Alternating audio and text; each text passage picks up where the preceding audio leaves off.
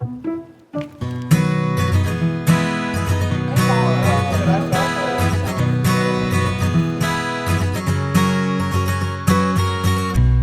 zijn op basisschool Het Holdersnest in Friesland.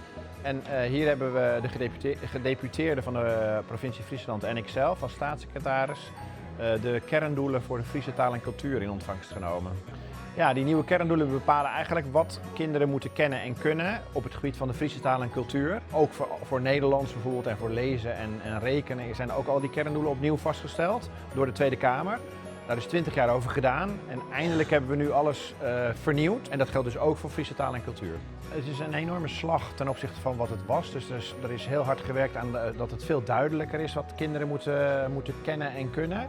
Daar hebben ook heel veel leraren aan meegewerkt. Het is concreter, het is duidelijker en het is ook meer bij de tijd. Dus nu hebben we bijvoorbeeld ook digitale vaardigheden, hè, rond AI, maar ook rond burgerschap, rond de democratie. Dat zijn allemaal dingen die we hebben toegevoegd eigenlijk aan het bestaande curriculum voor scholen. Omdat deze school een drietalige school is, dus hier werken ze met Fries, Engels en Nederlands. En omdat we nu het specifiek over de Friese taal en cultuur hebben, dus wat zijn de nieuwe kerndoelen voor Friese taal en cultuur, zijn we naar deze school gekomen.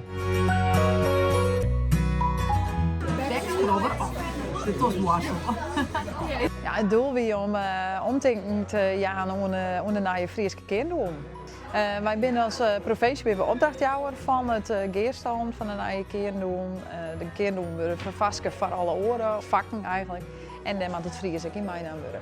Ja, ik vond het echt tegen deze keer om te zien hoe het is de school sabot inzet op de cultuur en de achtergrond van deze streek. Als dat broekst in de lessen, dan kist het ook verder cultiveren. Dus ja, ik vond het echt wel heel leuk om te zien. Ik ben op het Holdersnest, hier bij de basisschool in Harkema.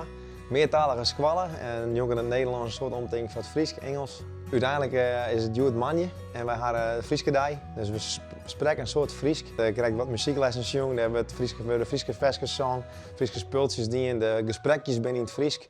Als het net slagen, dan ken het heus in het Nederlands. Ik moet zeggen dat het rekken in een taalonderwijs, dat het echt hier door grammatica, breuken etc. is dat heus in het Nederlands. Maar dit is de dag waarop de Frieske lessen plak vinden en het Fries eigenlijk een zichtbaar plak reed en een soort broek werd. Wat die nieuwe kerndoel volgens mij heel goed door is, het gaat over net alleen hoe taal leren broeken, maar ook over identiteit en een stukje cultuur. Waar bist, waar ben wij, waar komen we wij en wat willen we ermee? We hadden in de implementatiefase meewerken aan de geerstelling van de nieuwe kerndoel en ik de inwerkfase om het maar zat te zeggen. En wij zijn een school die heel enthousiast is over meertalig onderwijs.